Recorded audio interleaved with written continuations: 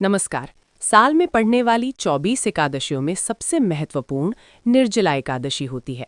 निर्जला एकादशी की व्रत कथा के अनुसार एक बार शौनक आदि 88,000 ऋषि मुनि बड़ी श्रद्धा से एकादशी व्रत की कल्याणकारी और पाप नाशक रोचक कथाएं सुनकर आनंद मग्न हो रहे थे। इसी बीच कुछ ऋषियों ने ज्येष्ठ शुक्ल एकादशी की कथा सुनने की प्रार्थना करी। तब श्री सूक जी ने कहा, महर्षि व्यास से एक बार भीमसेन ने कहा, हे पितामह, भ्राता युधिष्ठिर, माता कुंती, द्रौपदी, अर्जुन, नकुल और सहदेव आदि एकादशी के दिन व्रत करते हैं और मुझसे भी एकादशी के दिन अन्न न खाने को कहते हैं। मैं उनसे कहता हूँ कि मैं भक्तिपूर्वक भगवान की पूजा कर सकता हूँ और दान कर सकता हूँ, लेकिन भूखा नहीं रह सकता। इस पर महर्षि व्यास बोले, हे भीमसेन, वो सही कहते हैं। शास्त्रों में कहा गया है कि एकादशी के दिन अन्न नहीं खाना चाहिए। यदि तुम नर्क को बुरा और स्वर्ग को अच्छा समझते हो तो प्रत्येक माह की दोनों एकादशियों को अन्न न खाया करो। महर्षि व्यास की बात सुन भीमसेन आगे बोले, हे पितामह, मैं आपसे पहले ही कह चुका हूँ कि मैं एक दिन तो क्या, एक समय भी भोजन के बिना नहीं रह सकता। फिर मेरे लिए पूरे दिन का उपवास करना क्या संभव है? मेरे पेट में अग्नि का वास है जो ज्यादा अन्न खाने पर ही शांत होती है। यदि मैं प्रयत्न करूं तो वर्ष में एक एकादशी का व्रत अवश्य कर सकता हूं।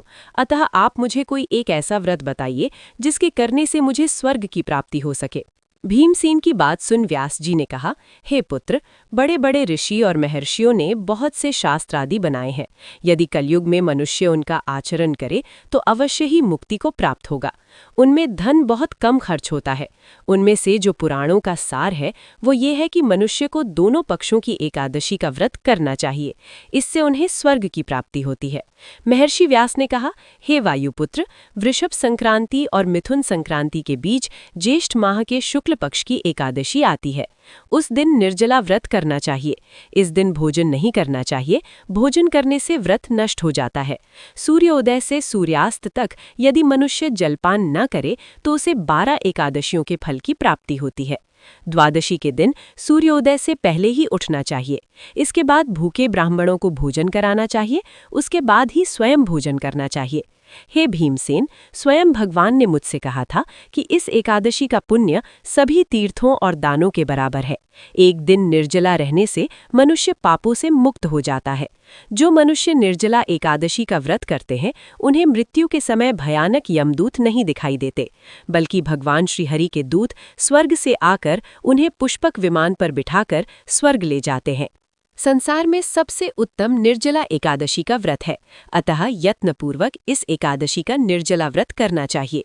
इस दिन ओम नमो भगवते वासुदेवाय का उच्चारण करना चाहिए। गौदान करना चाहिए। निर्जला व्रत करने से पहले भगवान का पूजन करना चाहिए और उनसे प्रार्थना करनी चाहिए, हे प्रभु, आज मैं निर्जला व्रत करता हूँ। इसके दूसरे दिन भोजन करूँगा। मैं इस व्रत को श्रद्धापूर्वक करूँगा। मेरे सब पाप नष्ट हो जाएं। इस दिन जल से भरा हुआ घड़ा वस्त्र आदि से ढककर स्वर्ण सहित किसी सुपात्र को दान करना चाहिए।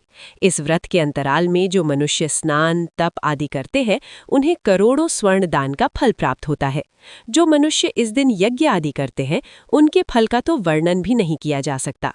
इस निर्जला एकादशी के व्रत के पुण्य से मनुष्य विष्णु लोक को जाता है। जो मनुष्य इस दिन अन्न खाते हैं उन्हें चांडाल समझा जाता है। वे अंत में नर्क में जाते हैं। ब्रह्म हत्यारे, मदिरा पान करने वाले, चोरी करने वाले, गुरु से ईर्ष्या करने वाले, झूठ बोलने वाले भी इस व्रत को करने से स्वर्ग के भोगी बन जाते हैं। हे भीम, जो पुरुष या स्त्री इस व्रत को श्रद्धापूर्वक करते हैं तथा इस कथा को कहते व सुनते हैं उन्हें निश्चित ही विष्णु लोक की प्राप्ति होती है। जय श्री हरि विष्णु।